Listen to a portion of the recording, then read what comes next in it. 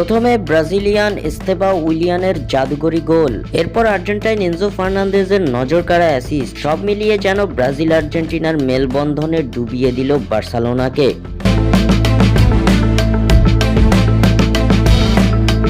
Stamford bridge, আর ওখানেই জল ঘোলা হলো বার্সার। এক রাত এক মঞ্চ, ৩-০ গোলের তাণ্ডব। রাফিনহাদের জন্য আবারও হতাশা। সবাই বলছিল শুরুতেই বার্সা হবে দানা পেঁচানো, কিন্তু চেলসি সেটা ভেঙে দিল মাত্র ২৭ মিনিটে। একটা ছোট কর্নার থেকে পাস, একটু ভেতরে, বল শেষ পর্যন্ত লেগে গেল জুলস কুন্দের পায়ে, আর ব্যাস, নিজেরই জালে ওন গোল। শুরুতেই ১-০ গোলে পিছিয়ে কাতালান ক্লাবটি। বার্সা তখনও হাল ছাড়েনি, কিন্তু ৪৪তম মিনিটে ভয়ঙ্কর এক ধাক্কা।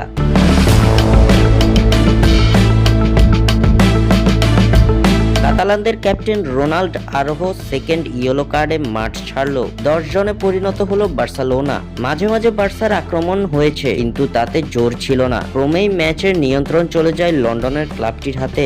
দ্বিতীয়ার্ধে শুরু থেকেই চেলসি বার্সার রক্ষণে ঝাঁপিয়ে পড়ল, আর তখনই এই রাতের হিরো বনে যান ১৮ বছরের ব্রাজিলিয়ান তরুণ এস্তেবাও উইলিয়ান। ৫৫তম মিনিটে বল নিয়ে একাই বার্সার ডিফেন্সকে করেছেন পরাস্ত।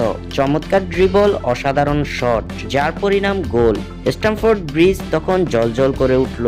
ব্রাজিলিয়ান তরুণের সেই জাদুকরি গোল বার্সার স্বপ্নে যেন পড়ল ভাঁজ।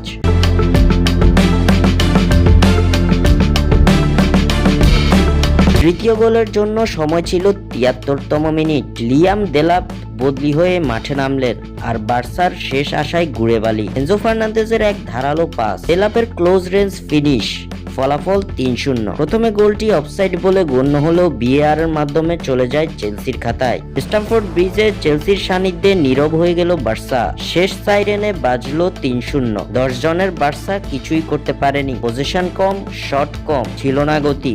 চেলসি পুরো ম্যাচ ধরেছেন নিয়ন্ত্রণে। স্বাক্ষর থেকে সাদবিন ইসলাম।